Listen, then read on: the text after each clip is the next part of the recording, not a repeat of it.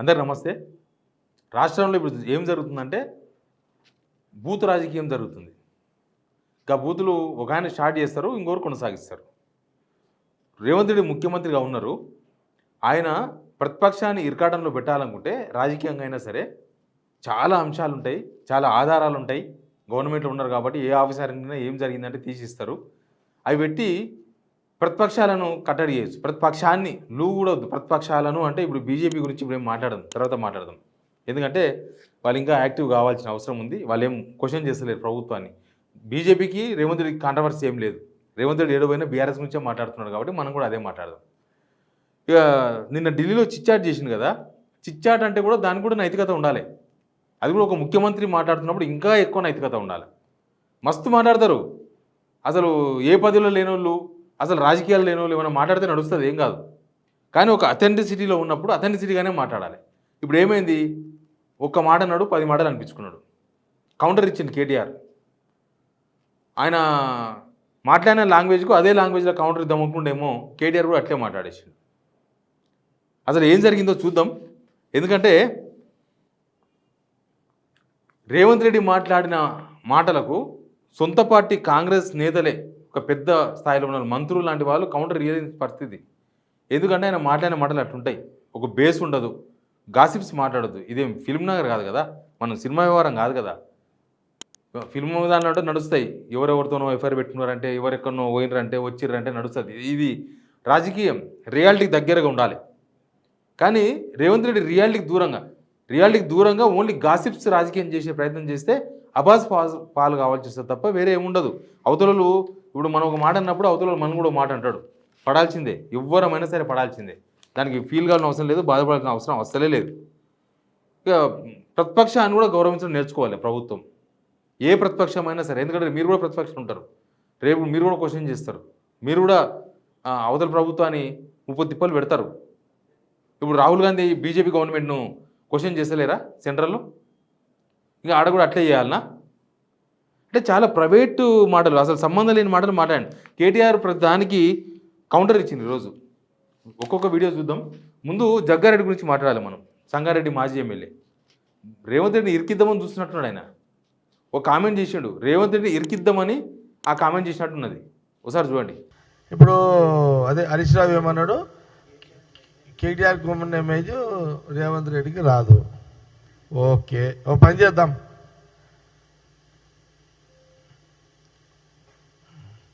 ఈ LB stadium గ్రౌండ్లో పోదాంపా. సీఎం మన రేవంత్ రెడ్డి వస్తాడు, కేటీఆర్ రమ్మన్నాడికి. మీకంతా ఎవరికి ఎంత క్రేజ్ ఉందో ఆడ తెలిసిపోతుంది కదా. జగ్గారెడ్డి ఏమన్నాడు, సీఎం పట్టుకొస్తాం, కేసీఆర్ రేవంత్ రెడ్డిని పట్టుకొస్తాం, కేటీఆర్ కూడా రావాలి, ఫుల్ జనాలను తీసుకొద్దాం, ఎవరికి ఎక్కువ క్రేజ్ ఉందో చూద్దాం అన్నాడు. ఇప్పుడున్న సిచ్యువేషన్లో ఇట్లాంటి సవాళ్ళు వద్దు. సవాళ్ళతోనే చిత్త అవుతున్నది అధికార పార్టీ. మీ పని మీరు చేసుకుంటూ పోతే జనాలకి ఏమన్నా చేసి పెడితే జనాలు మిమ్మల్ని ఆదరిస్తారు. కానీ నేను చాలా వీడియోలో చెప్పినట్టు అద్దాల మెడలో కూర్చొని మంది మీద రాయి వేస్తే వాడు ఒక్క రాయి వేస్తే పలిగిపోతుంది. ఇప్పుడు అదే నడుస్తుంది వీళ్ళది. ఇప్పుడు ఎవరెక్కువ క్రేజ్ ఉన్నారంటే ఇప్పుడున్న సిచ్యువేషన్లో రేవంత్ క్రేజ్ లేదు. అసలు రేవంత్ ఇక్కడ మీటింగ్లో పోతే కాంగ్రెస్ కార్యకర్తలే రెస్పాండ్ అవుతలేరు. అంటే రేవంత్ రెడ్డిని జీరో వేయాలని ప్లాన్ చేసినట్టున్నారు జగ్గారెడ్డి. అందుకే ఏకంగా మైదానం టెస్ట్ పెడతా అంటున్నాడు. మైదానంలో టెస్ట్ పెడతా అంటున్నాడు. ఇబ్బంది అవుతుంది. అది రేవంత్ రెడ్డిని తగ్గించనీకి మాట్లాడుతున్నట్టు ఉంది. ఇక కేటీఆర్ మాట్లాడిన మాటలు విందాం ఒకసారి. చీకట్లో కూర్చొని 10 మందితో ఒకటి చెవులో కూడా కొరుక్కొని పనికిమాలిన మాటలు మాట్లాడుతూ టైంపాస్ చేయకు. ఇంకొక మాట కూడా అడుగుతా ఉన్నాను నేను, ఈ శవాల మీద పేలాలు ఏరుకోవడం ఏంది నాకు అర్థం కాదు. ఎవరో చనిపోతే దుబాయ్లో దాన్ని నాకంట కట్టడం ఏంది? నీ బొందా ఏమైనా జ్ఞానం ఉందా నీకు? అసలు ఏం మాట్లాడుతున్నావు? రాష్ట్ర ముఖ్యమంత్రివా లేకపోతే శవాల మీద పేలాలు ఏరుకునే దౌర్భాగ్యుడివా? నేను అందుకే అంటా ఉన్నాను, నీకు దమ్ముంటే ఆధారం బయట పెట్టు, దమ్ముంటే ఏ టెస్ట్ చేస్తావో చెయ్యి, దమ్ముంటే నీ దగ్గర ఏం ఆధారం ఉందో పెట్టు. లేదా ఈ కిట్టి పార్టీ ఆంటీ లాగా ప్రతిరోజు ఇళ్ళ చెవుగొరికి ఆళ్ళ చెవుగొరికి హెడ్లైన్లు మేనేజ్ చేసి మీడియాను మేనేజ్ చేసి ఎక్కువ రోజులు బతకలేవు. ఎగ్జాక్ట్లీ పేపర్ హెడ్లైన్స్ కోసం మాట్లాడినట్టే ఉన్నది. నిన్న ఢిల్లీలో ఆయన చిచ్చాటు, పేపర్లో ఒక వార్త రావాలి, నాకు హెడ్లైన్ కావాలి, ఢిల్లీకి వెళ్ళి హైదరాబాద్ పోతున్నా అని చెప్పి మాట్లాడినట్టే ఉన్నది. అంటే బేస్లెస్ మాట్లాడదు.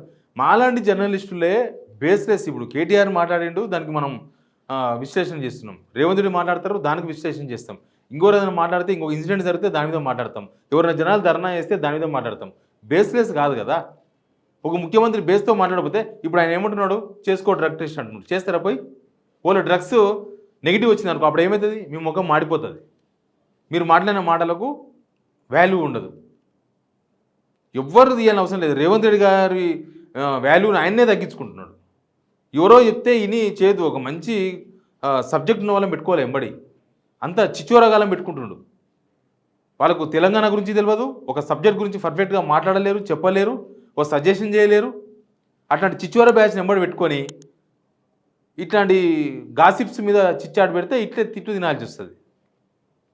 ఇట్లే సవాలు. ఇప్పుడు ఇది ఒక సవాలే. ఇప్పుడు డ్రగ్స్ తీసుకోవడం లేదా అనేది జనాలకు తెలవాలి. ఇప్పుడు ఆయన మీరు అన్నారు డ్రగ్స్ తీసుకుంటున్నాడు, అదేందో కేసు నడిపిస్తున్నా అన్నాడు. ఇప్పుడు పోయి టెస్ట్ చేసుకోమంటుండ్రు, చేసుకోండి టెస్ట్ చేసుకోకపోతే మళ్ళీ మీరు ఫెయిల్ అయినట్టే. ఇక్కడ కూడా మళ్ళీ మీరే జనాల ముందు దోషంగా నిలబడాలి. మీ ఉత్తమ మాటలని ప్రూవ్ అయిపోతుంది. అదొకటే కాదు, ఇంకా ఉన్నాయి. కొన్ని రోజులు ట్యాపింగు, కొన్ని రోజులు కాళేశ్వరం, కొన్ని రోజులు ఫార్ములా, ఇంకొన్ని రోజులు డ్రగ్స్, మన్ను మశానం వాడి బొంద తప్ప ప్రజలకు పనికొచ్చే ఒక్క మాట, ప్రజలకు పనికొచ్చే ఒక్క మాట, ఒక్కటంటే ఒక్క మాట మాట్లాడినాడా? అయిందా? బాగా అయిందా? అన్ని నేను నిన్న నుంచి మాట్లాడుతున్నా. ఆయనకు ఏదైనా చేయబోతే అడ్డం వస్తే చాలు కేసులు పైకి వస్తాయి. ఆ కేసులో ఎంత నిరూపించాలి. కేసులు పెట్టినప్పుడు కాదు, కేసులు పెట్టడము. ఇప్పుడు ఫోన్ ట్యాపింగ్ ఇష్యూ నడుస్తుంది, దానిలో ఇప్పటికీ తోకమట్ట కూడా దొరకలేదంట. నడిపిస్తుండ్రు ఉత్త సినిమా. గతంలో పెద్ద హీరోల సినిమాలు థియేటర్కి వస్తే అవి ఖచ్చితంగా 100 రోజులు ఆడియాల్సిందే. థియేటర్ యజమాని నష్టపోయినా సరే ఆడియాలి, లేకపోతే అభిమానులు ఊరుకోరు, దాడి చేస్తారు థియేటర్ మీద. అట్లా అని చెప్పి చచ్చిపోయి బతికి అప్పులపాలయ్యి కరెంటు బిల్లు మీద పడ్డా సినిమా 100 రోజులు నడిపిస్తుండ్రి అప్పట్లో. సేమ్ ఇప్పుడు ఫోన్ ట్యాపింగ్ కూడా అదే అయిపోయింది. దానిలో ఏం దొరుకుతుందో అర్థమైతే లేదు, ఏం దొరకలేదు అర్థమైతే లేదు, దానికి ఆధారాలు లేవని వీలే అంటున్నారు, నడిపిస్తున్నారు. రేపు దాని మీద ఏం తెలుస్తారో ఏం తెలియరో కానీ ఆల్రెడీ మొత్తం ప్రపంచమంతా వీళ్ళకి ఎక్కడ చూస్తే అక్కడ పేపర్ల నిండా రాపిచ్చేసారు. ఫోన్ ట్యాపింగ్ అయిపోయింది, కేసీఆర్ నోడు, కేటీఆర్ నోడు. రేపు కేటీఆర్ ఫోన్ ట్యాపింగ్లో లేడనుకో, ఏంది మీ పరిస్థితి? ఇంకొక వీడియో కూడా చూడండి. నేనేదో లోకేష్ని కలిసినట్టు అర్ధరాత్రి పోయి మేమేం చేసినా బాజాప్తా చేస్తాం, బేజాప్తా చేయాల్సిన కర్మ మాకు లేదు. అయినా నాకు తెలియక అడుగుతా, లోకేష్ ఏమన్నా నీలెక్క అంతర్రాష్ట్ర దొంగనా? లోకేష్ ఏమన్నా నీలెక్క సంచులు మోసినోడా? లోకేష్ ఏమన్నా నీలక చదువు రానోడా? కలిస్తే తప్పేంది? ఒకవేళ కలవలేదు, కలిస్తే తప్పేంది? అయినా నాకు తెలియక ఇంకో మాట అడుగుతా, పక్క రాష్ట్ర మంత్రి యువకుడు, నాతో డెఫినెట్గా సత్సంబంధాలు ఉన్నాయి, ఇద్దరం కూడా ఫ్రెండ్లీగా ఉంటాము, కలవలేదు కానీ కలిస్తే తప్పేంది? నాకు తెలియక అడుగుతా. అయినా మీ పెద్ద బాసు చంద్రబాబు కొడుకే కదా, నేను ఏదో గూండానో దావుద్ ఇబ్రాహింనో చీకట్లో కలిసినట్టు డైలాగులేంద్రా హౌలా. నేను అడిగింది ఏంది, నేను చెప్పింది ఏంది? నేను దొంగను కలిసిన నీలాగా? ఎవరిని కలిసినా తప్పులేదు. తెలంగాణకు ద్రోహం చేయకపోతే చాలు. కేటీఆర్ నేను కలవలేదు అంటున్నాడు, నారా లోకేష్ను. కలిసినా తప్పేందని అడుగుతున్నాడు. రేవంత్ రెడ్డి కూడా చంద్రబాబును కలుస్తున్నాడు, చీకట్ల కలుస్తున్నాడు, చాలాసార్లు కలుస్తున్నాడు, ఫోన్లలో మాట్లాడుతున్నారు. వాళ్ళకు వీళ్ళకి మధ్యలో ఒక పెద్ద నెట్వర్కే నడుస్తుంది. ఒక 2 మనుషులు కొరియర్స్ అటు ఇటు నమ్మకస్తులు, సీఎం రమేష్ లాంటి వాళ్ళు, వేం నరేంద్ర రెడ్డి లాంటి వాళ్ళు అటు ఇటు మోసే వాళ్ళు మోస్తున్నారు, తిరిగే వాళ్ళు తిరుగుతున్నారు.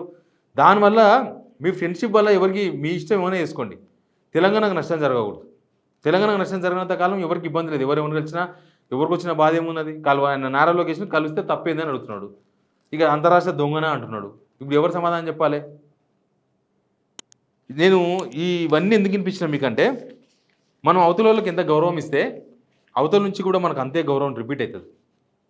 మనం అవతలని అరే అంటే అవతలోడు మనం ఒరే అంటాడు, అవతలని మనం సార్ అంటే ఆయన కూడా మనకు సార్ అంటాడు. అధికారంలో ఉన్న వాళ్ళు ఫ్రస్ట్రేషన్ పోవద్దు. ఎందుకంటే అధికారంలో ఉన్న వాళ్ళకు చాలా బొక్కలు ఉంటాయి, చాలా ఉంటాయి. వాళ్ళకి ఆ బొక్కలు చూసుకుంటే టైం సరిపోదు. కాబట్టి అవతల మీద అవతల మీద ఎత్తేస్తే అవతల ఇట్లా ఊస్తే పోతుంది. అట్లుంటుంది వ్యవహారం. ఇప్పుడు చూడు, ఇప్పుడు ఏమైంది? ఫస్ట్ నుంచి కూడా రేవంత్ రెడ్డి ప్రతిపక్షాలకు గౌరవం ఇద్దాం. ఇప్పుడు కేసీఆర్ ఎన్ని మాటలు మాట్లాడాడు, కన్నుగుడ్లు వీకి గోటిలు ఆటాడతా, లాగుల తొండలెక్కిస్తా, ఇక అయిపోయింది. సావు కోరుకున్నాడు కేసీఆర్, సావు కోరుకున్నాడు. మన తెలంగాణలో మనతో కొట్లాడినాడు, మన ఎంబడి కత్తులు తీసుకుని ఎంబడబడ్డాడు. 3 నెలల తర్వాత ఆయన అయితే అయ్యో అట్లయిందా అంటాం. నిన్నేమో నాకు ప్రత్యర్థి మాత్రమే శత్రువు కాదన్నాడు. శత్రువు సాగు కూడా మనం కోరుకోం తెలంగాణలో. సింపుల్. శత్రువు సాగు కూడా మనం కోరుకోం. వాని పాపన వాడిపోతాడు, మా పాపన నేను పోతా ఏమన్నా కానీ ఈ టైం మనం అవసరమైతే ఇంకా ఇంకా ఏమన్నా పాడుగాని వానికి ఇచ్చేద్దాం పోని ఆ టైప్ కూడా ఉంటాం మనం తెలంగాణ వాళ్ళం అందుకే. కానీ నా సావు కూడా కోరుకున్నాడు, అది కరెక్ట్ కాదు. ఒక ముఖ్యమంత్రి స్థానంలో ఉన్న ఆయన ప్రతిపక్షాలను గౌరవించకపోతే రేపు మీకు ఇవాళనే మీకు గౌరవించారు, రేపేం గౌరవిస్తారు? ఎవరు గౌరవించారు? జనం కూడా గౌరవించారు. ఈయన నోరు, ఈయన కథ, ఈయన ముఖ్యమంత్రి అప్పుడు చూసిన లేబా మస్తు ఇష్టం, ఇక ఈయనను మళ్ళీ గౌరవించరు ఒకటి, ఈయన గౌరవం తెలుసా అనుకుంటారు. ఎవరి గురించి ఎవరు మర్చిపోరు. మీరు చేసిన మంచి మర్చిపోతారేమో, ఎవరైనా లీడర్లు చేసిన మంచి మర్చిపోతారు జనం, కానీ మీ చెడును మాత్రం ఖచ్చితంగా గుర్తుపెట్టుకుంటారు. ఏ పొలిటీషియన్ అయినా సరే అందరు గుర్తుపెట్టుకుంటారు. రేవంత్ రెడ్డి పేజీలో కింద ఎక్కడైనా మంచి దొరుకుతుందేమో కానీ మొత్తం 95% చెడే గుర్తుంటుంది జనాలకు, చెడే ఉంటుంది, చెడే ఎక్కిస్తున్నాడు జనాలకి. ముఖ్యమంత్రి ఉన్నప్పుడు ఏం చేసినారు అంటే చెప్పుకోనికి 4 మంచి పనులు కూడా ఉండాలి, అవేమి అనిపిస్తలేవు. ఎందుకు అంటే ఆయన ఇప్పుడు చుట్టాలు వచ్చిర్రు, అన్నం వండాము, వాళ్ళకి తినవేయడం అనుకో కడమినడా, వాళ్ళ ఊరికో కూడా చెప్పుకుంటారా మా చుట్టాలకు పోయినా మస్తు చేసిరని. ఆ అన్నం పెట్టేసి వాళ్ళని తిట్టుకుంటా పెట్టామనుకో, వాడు అన్న పిండాకపోడు అని చెప్పి తిడతారు మనల్ని రివర్స్. రేవంత్ రెడ్డి గట్లే ఉన్నది, మంచి చేసేది ఇంత, దాన్ని ఇంత పాడు చేసుకుంటుంది మళ్ళీ. కానీ ఈ రాజకీయం తెలంగాణలో ఇట్లాంటి రాజకీయం కరెక్ట్ కాదు. దీన్ని రేవంత్ రెడ్డి స్టార్ట్ చేసిండు. ఆ చిచ్చాట్లు అంటే కూడా చిచ్చాట్లు అంటే ఏదైనా మాట్లాడొచ్చా? వితౌట్ బేస్లెస్ మాట్లాడొచ్చా?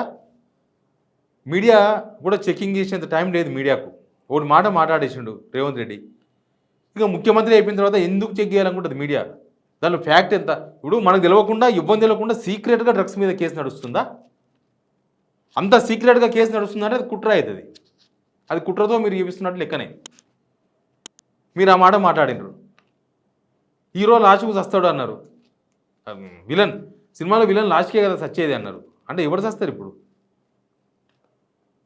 తెలంగాణ ప్రజలకు ఎవరు హీరో ఎవరు విలన్ అనే విషయంలో తెలంగాణ ప్రజలు ఫుల్ క్లారిటీతో ఉంటారు. తప్పు చేస్తే నచ్చకపోతే ఎవరినైనా తొక్కేస్తారు. కేసీఆర్ ఓడించలే, ఇదే జనం కదా ఓడించింది. నచ్చలే ఓడించారు, మీకు అవకాశం వచ్చింది గెలిచిండ్రు.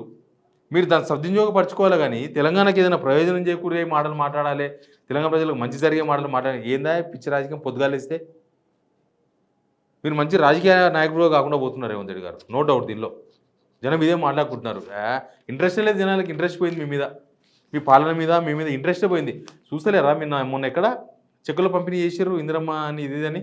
వచ్చిన వాళ్ళు లేడీసు కనీసం రేవంత్ రెడ్డి ఎవరో గుర్తుగా పడతలేరు. వాళ్ళు ఇట్లా తీసుకొని ఇట్లా అందరు ముఖాలు చూసుకొని ఎవరో ఏందో అని వెళ్ళిపోతున్నారు. అది మీరు చేసుకున్న కర్మ అనేది, దాంట్లో డౌట్ ఏం లేదు. Please subscribe signal TV.